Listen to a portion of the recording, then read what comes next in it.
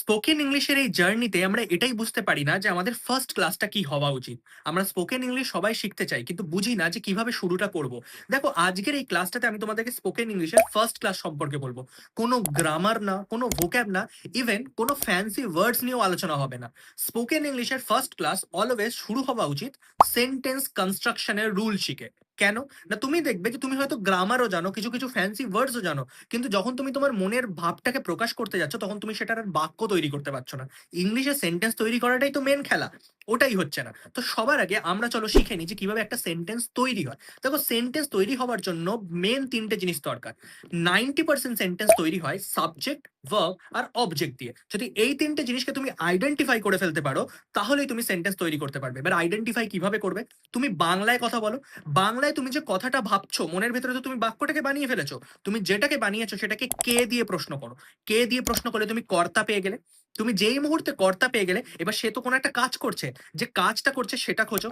হওয়ার পরে সে কি করছে সেটা লেখো। তুমি যদি এই সিকোয়েন্সে পরপর এটাকে সাজিয়ে দাও তাহলেই তুমি দেখবে যে সাবজেক্ট, ভার্ব আর অবজেক্ট এই তিনটে জিনিস তুমি পেয়ে যাচ্ছ যেটা দিয়ে আমরা সেন্টেন্স তৈরি করতে পারি। যেমন আমি বলি যে আমি ক্রিকেট খেলি। যদি আমি এই কথাটা বলি যে আমি ক্রিকেট খেলি, তাহলে কে খেলে? আমি। আমির ইংরেজি আমি জানি আই। আমি কোন কাজটা করছি? খেলি, তাহলে প্লে। I play. আমি কি খেলি? ক্রিকেট। তাহলে বোঝা গেল আই প্লে ক্রিকেট। মাথায় রাখবে বাংলায় সবসময় প্রথমে কর্তা, তারপরে কর্ম, তারপরে ক্রিয়া। মানে আমি যদি 1 2 3 হিসেবে নাম্বার বসাই তাহলে একে হচ্ছে কর্তা বসে গেল, দুয়ে কর্ম বসে গেল, তিনে ক্রিয়া বসে গেল। ইংলিশে সেটাই চেঞ্জ হয়ে একে কর্তা আর এর যে তিনে ছিল ক্রিয়া সেটা চলে এলো এর 2 নম্বর পজিশনে। মানে এর ক্ষেত্রে ইংলিশে সেটা 1 3 2 মানে কর্তা ক্রিয়া কর্ম। যেটা বাংলায় ছিল 1 2 3 কর্তা কর্ম ক্রিয়া, ইংলিশে সেটাই হয়ে গেল 1 3 2 মানে কর্তা ক্রিয়া কর্ম।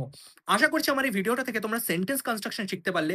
এই রুলটাকে কাজে লাগিয়ে তোমরা যে কোনো সেন্টেন্স তৈরি করার চেষ্টা করো। দেখো তোমরাও সেন্টেন্স তৈরি করতে পারবে, মনের ভাবটা প্রকাশ করতে পারবে। আমার এই ভিডিওটা যদি ভালো লাগে অবশ্যই আমার চ্যানেলটাকে সাবস্ক্রাইব করো, আমার আইডিগুলোকে ফলো করো, ভিডিওটাকে লাইক করো, বন্ধুদের সাথে শেয়ার করো। দেখা হবে পরের একটি ভিডিওতে।